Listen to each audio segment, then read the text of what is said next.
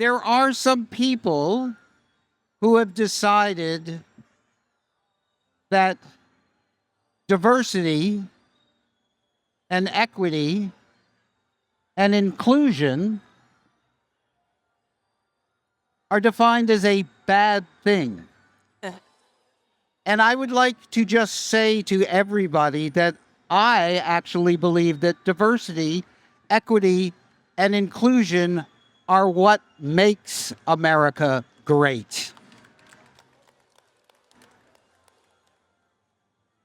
So this is not really about, this is a little bit about diversity, because one of the challenges that we have in our, and it happens in game audio, it certainly happens, and you know, I can say this because I'm a cis white guy. The Media Association is often looked at as a bunch of old white guys, because we're a bunch of old white guys, right? That's who we are. What we have to do is we have to encourage diversity. We have to make sure that equity is everyone's right. And we have to include everyone in the conversation, even the people we disagree with. So that's my simple political speech. That's as political as I get. And now I will turn it over to the wonderful folks from Soundgirls, and Karrie and the group are going to tell you what Soundgirls is and what they do. Take it over. Hi, everybody. Wow, that's really... Can you hear me okay? Is it too loud? Okay.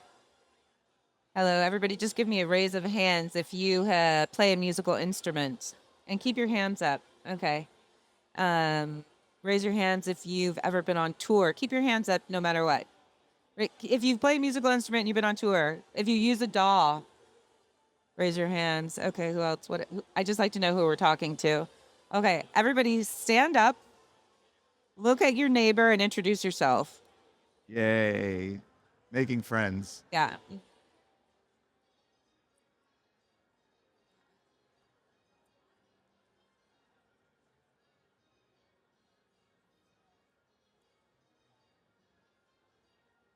Our job is done.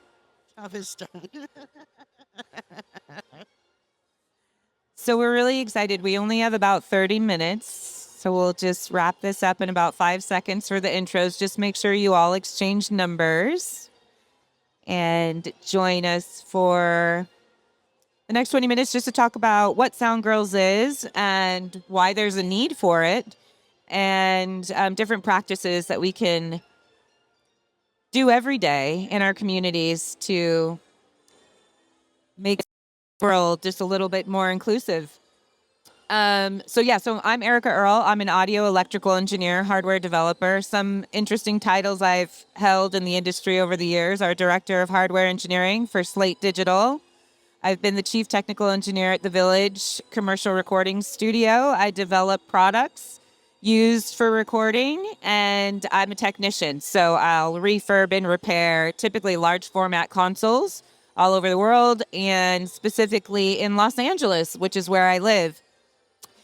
Karrie Keyes. Is it Karrie Keyes or Karrie Keyes? It's Keyes. It's Keyes. Karrie Keyes. I'm like so honored to get to be the person moderating today. Karrie is a legend. If you don't know who she is the monitor engineer for Pearl Jam, but she's like one of the early pioneers of going on the road, and she's toured with some legendary bands that I love, and she's a royal badass, and I just feel so lucky to know her and to be involved in what she's created with Soundgirls. How many of you are familiar with Soundgirls, except for Carolyn, because you know. Yeah, okay, so there's not too many of you who don't. Yeah, if you know it's like one of the most safe and lovely communities in the industry, and you are the industry. And so thank you for being a part of it and for helping affect this really cool change that isn't full of hot air and is like very fun and educational and helpful. So I wanted to ask Karrie and Mike some questions, specifically starting with Karrie, about what was like the moment that was there like a moment in your career where you were like, I have to do this now? This is something that like needs to happen, or what was the void, or like the one, like, the straw on the camel's back that was like, this needs to exist? It was after an AES panel. Hello, sir. Can everybody hear me? I have bad mic technique. After an AES panel in 2013, Jerry's supposed to be here. One of the women that was on that panel is at NAMM. We all stayed in touch afterwards. We met. I knew one person on the panel. Another woman knew of another woman that was on the panel, and we had known of each other for over 25 years and had never met. And we all stayed in touch afterwards. And one of the things that we talked about was, if we had known each other 25 years ago, how much different our careers would have been, because we could have called each other. We could have just said, I had a really shitty day and sorry. And so we decided, we were like, there's more than 5 of us. I know that. And so we decided to build a website so we could find other women in audio. And then from there, we're still grassroots, so we can react and respond to things pretty quickly that our members need to have resources. And I mean, we've built a community that is safe, where everybody can come and share knowledge. And we have great allies like Mike that are very supportive. Mike works for Allen and Heath. I was gonna get into, yeah. And is another legendary monitor engineer. Yeah, so that's a perfect segue for Mike, but I think, like, because it's so noisy, I don't know if everybody could hear Karrie okay. Could you guys all hear? Yeah, okay, good. Yeah, so how many of you felt like, or have been in a situation where you were like the only woman in the room? Right.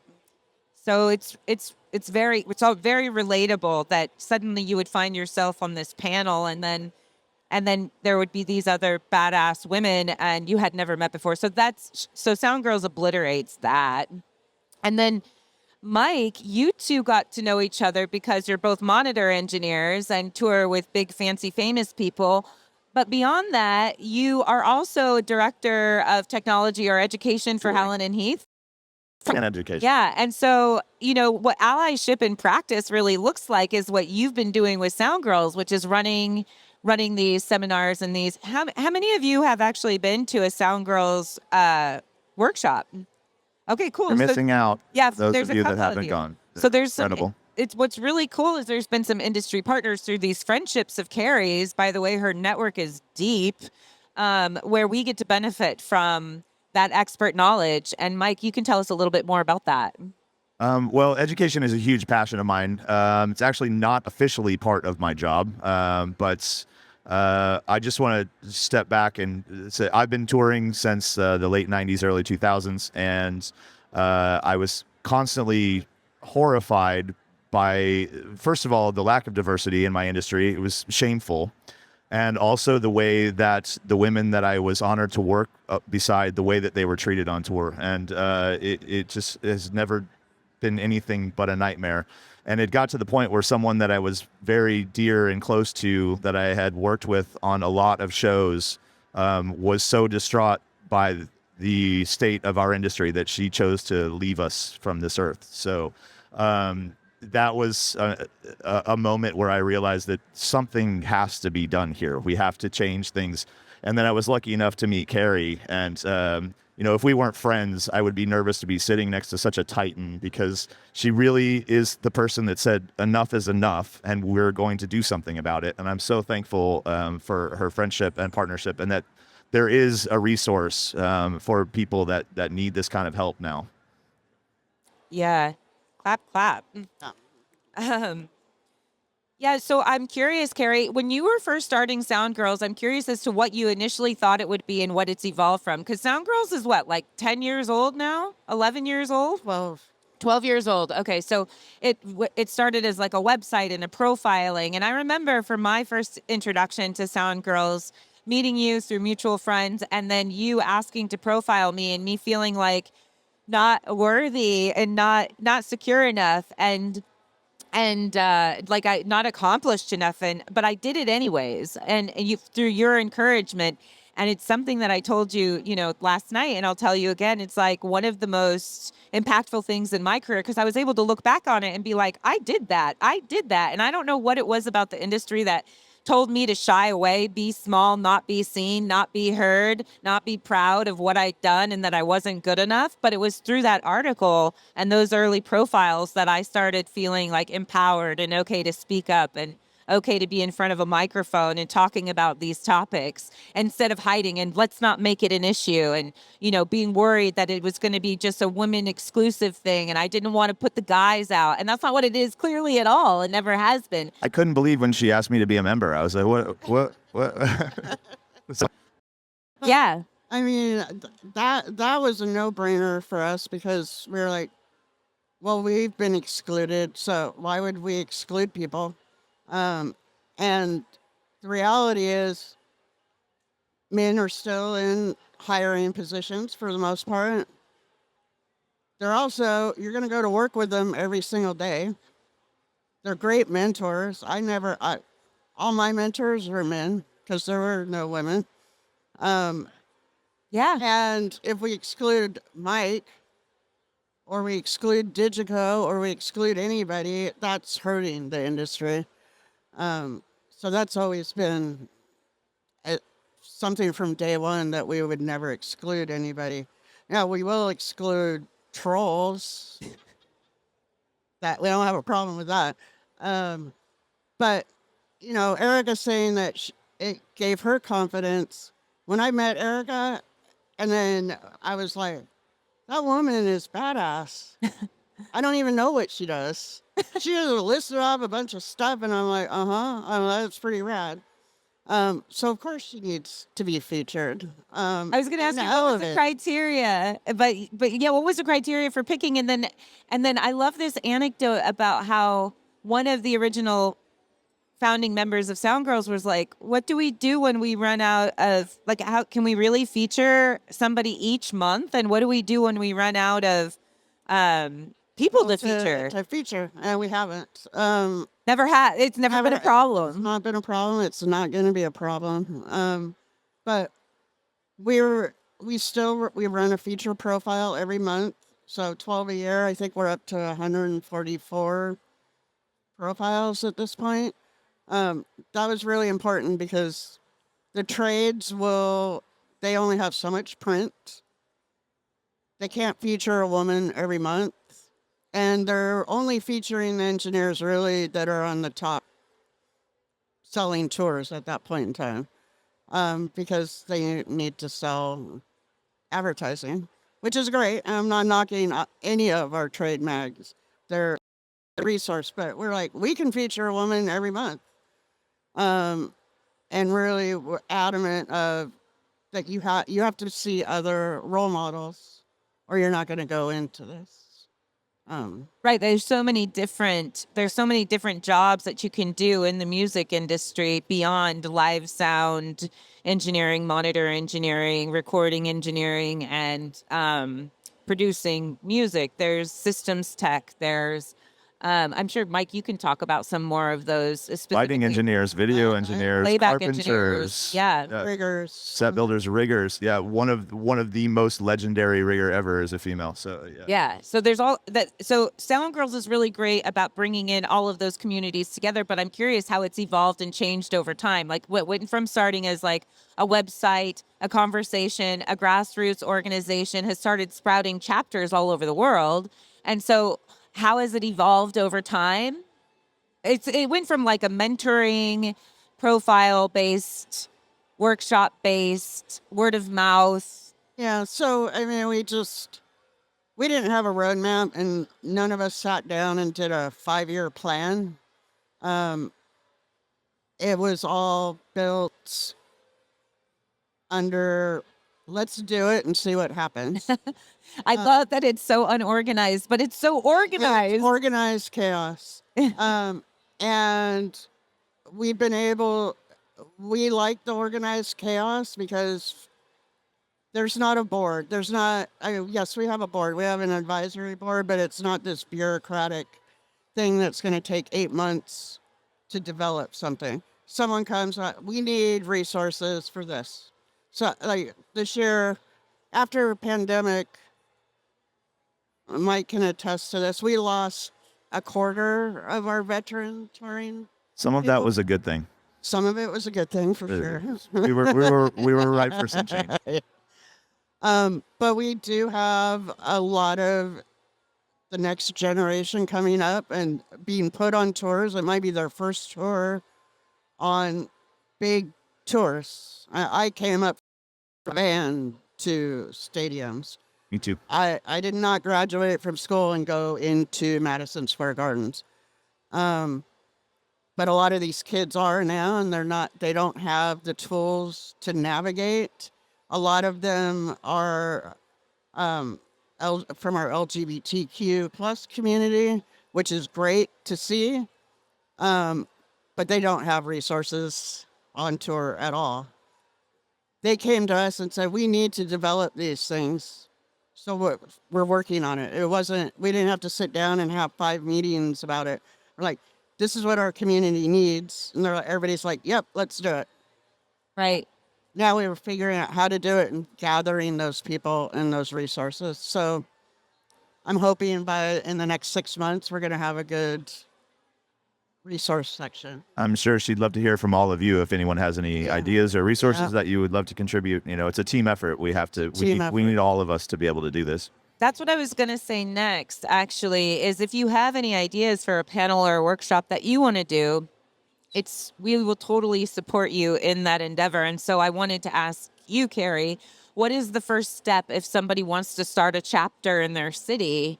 They just need to email get those us. resources. They just need we have an application and a guideline process. Whatever you need, it's a strong desire. We check email every day, and the email's easy to remember, soundgirls@soundgirls.org. You will get a response, and most likely a positive one, and be happy to either hook you up with resources, job placement, educational tools, whatever. Yeah, it doesn't go in the spam folder. Everybody gets a response. And just for some encouragement, a dear friend of ours started a chapter in Texas, and started out, not knowing how to get into the industry, and very quickly accelerated into an incredible career. And she basically can work for anyone she wants to now, and it happened very quickly. Speaking about Willa. Yeah. One of Willa's a good friend of mine, but Willa went on to work with Alan and Heath, did demos. Sure. Trainings, And she came up, this is like one specific, because that was my next question. Are there any stories that personally stay with you or remind you why the work is worth it? And so this is somebody who came up through the Soundgirls community and is now kicking ass on the road. I tried to hire her and I couldn't afford her. She got snatched away by someone with a bigger bank account. Yeah. She's on, she moved to New York earlier this year. And I think she's working on, what is the show? One of the late night shows.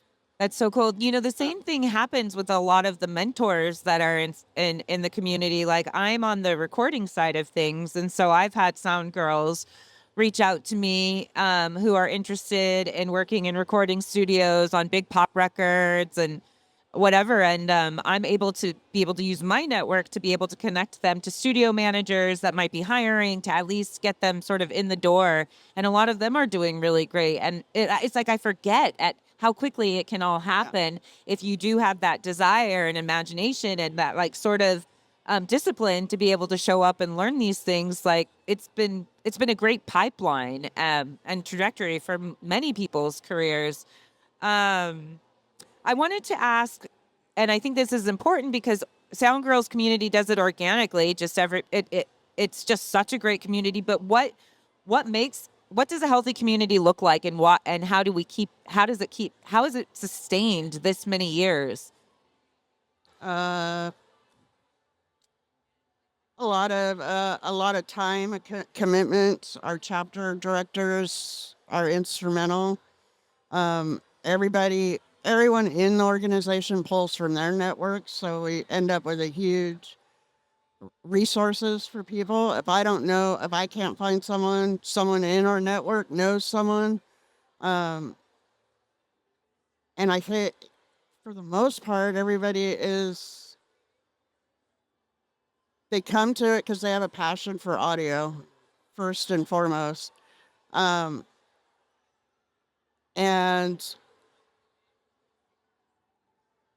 anytime you're working with people that have a passion for something, it keeps the community safe and growing, and someplace you want to be. Like, I've worked with a lot of artists. I work with one because they create that environment on a consistent basis. Everybody that works for them, it feels valued, cared for. We're not putting up with weird road antics that make people uncomfortable. Well, and I think one thing that, speaking to like the allyship in practice and working for great employers and working with great teams and colleagues, like, I think one thing that I find so cool and interesting is that you're a mom. I'm a mom too, and you've been on tour. You have kids, and so that can facilitate, and it obliterates that notion that you can't be that in this industry and be successful, which I love. But so for Mike, for you, because it comes so naturally to you, like, what does allyship in practice look like for other companies? It doesn't seem like it's that difficult to find women to work with that are talented and can, but B, also no gatekeeping. It's like the education that you're doing and the platform that you've created is completely open source. It's free. Yeah. So just.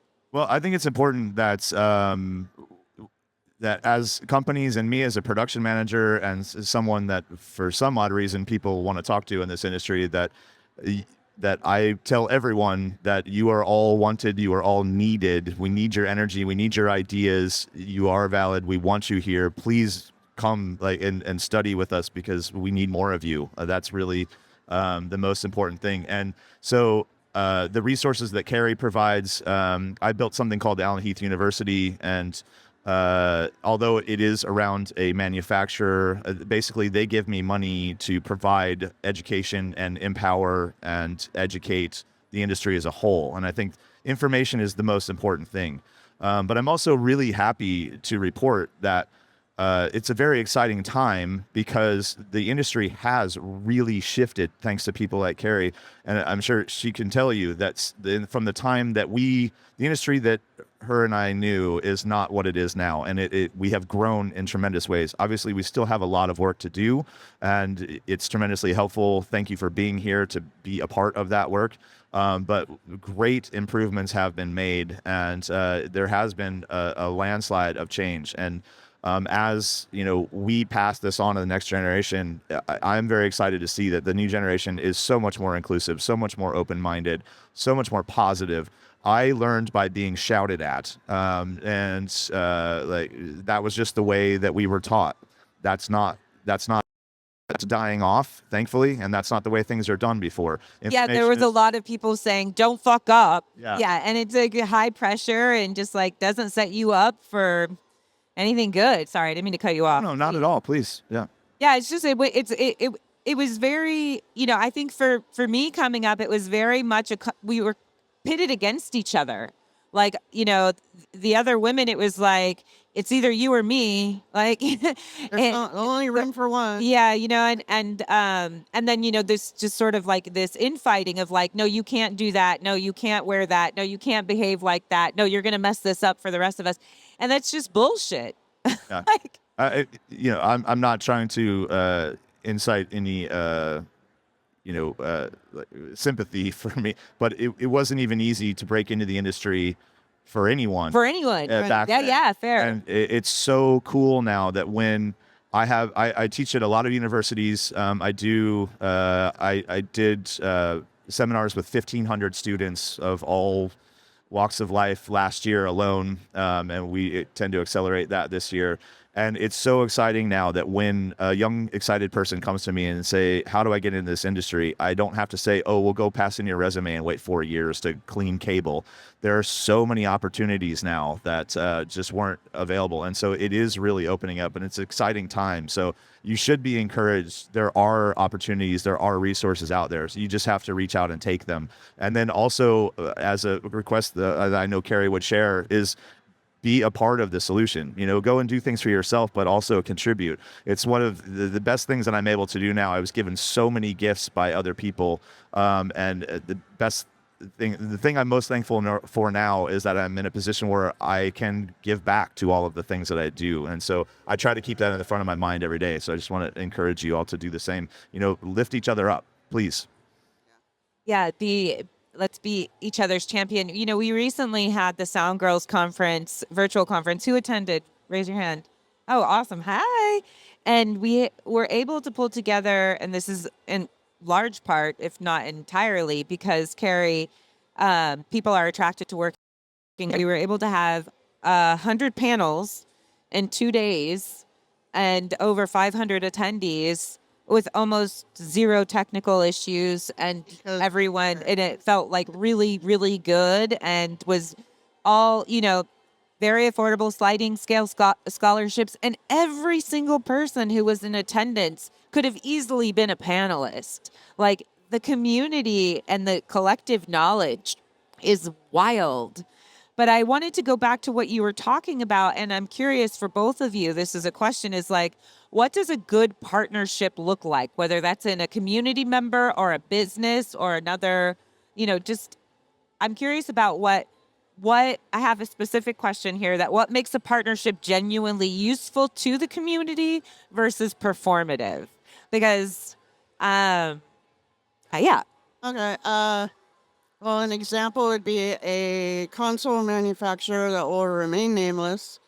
Really wants to work with Soundgirls, but you can't do any Digico or Allen and Heath or SSL or Behringer training.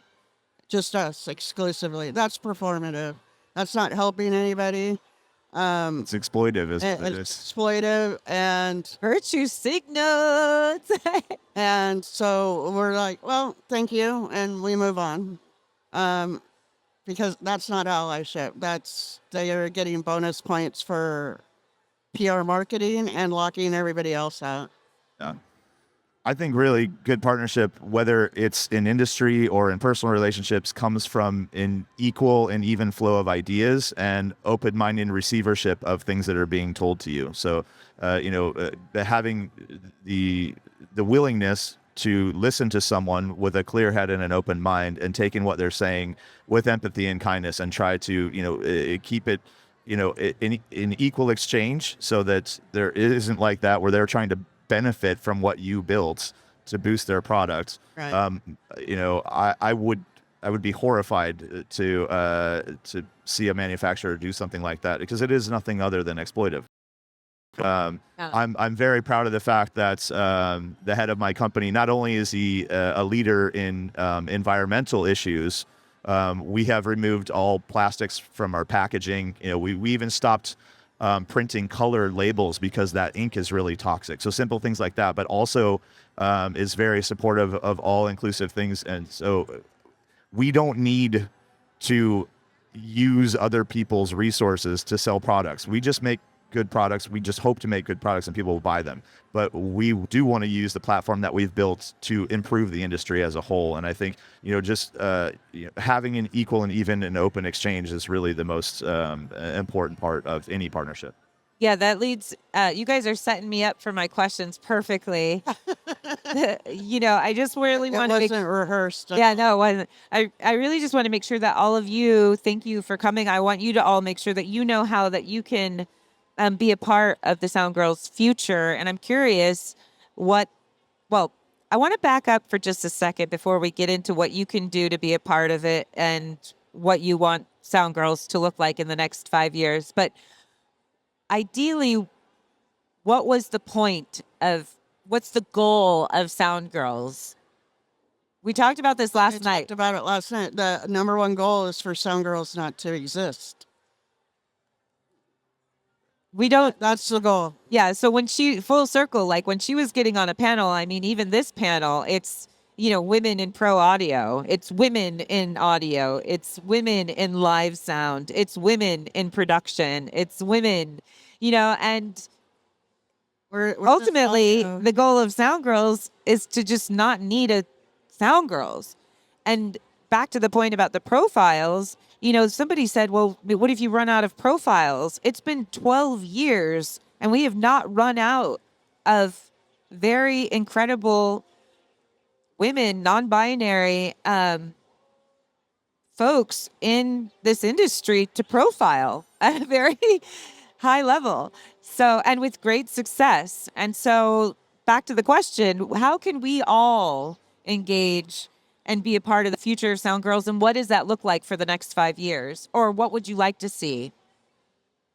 just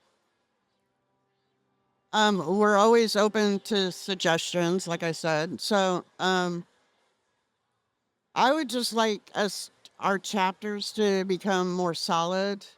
Um, we're developing a lot of working committees this year, so that people have certain knowledge. These committees and direct them instead of it being 4 or 5 people all the time. Right. So what that means in practice is like right now, there's a core collective of leadership within the Soundgirls community that tends to take on the majority of what's going on, and we want more of that from you guys.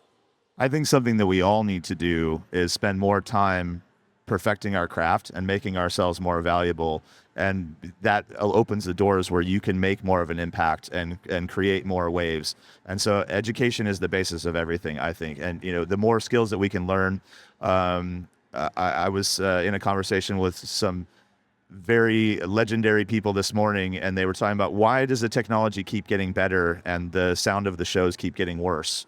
And it's because we have a lot of people have stopped learning, and we're leaning on technology, and we don't understand the physics of what we're doing, and we're not improving our skill set, and we're always looking for an easy button. We need people that have high level skills and that provide real resources, and then that means that as you accrue that knowledge, you're in a position to pass that down to someone else, and we continue and keep to build this thing that we love. That's amazing. We've got to go now. So if you have any questions, hit us up after and share your knowledge, share your phone numbers, and join Soundgirls. Thank you so much, Karrie. Thank you so much, Erika. Mike. Thank you, Karrie. Thank you, everyone, for coming. Round of applause for sound people. Thank you. Yeah. So I will tell you, I didn't. Yeah, I know. I didn't get the coming, T-shirt. I know. So I want to thank my good friend Brian Hardgroove, who's the drummer for Public Enemy, because he introduced me to Karrie. And Karrie promised me that I would have a Soundgirls T-shirt so that I could proudly wear it. It's coming. It's coming. It's in the check's in the mail. I've heard that before. know. I also want to thank Karrie, because Karrie shared with me, she actually did kind of share something personal with me.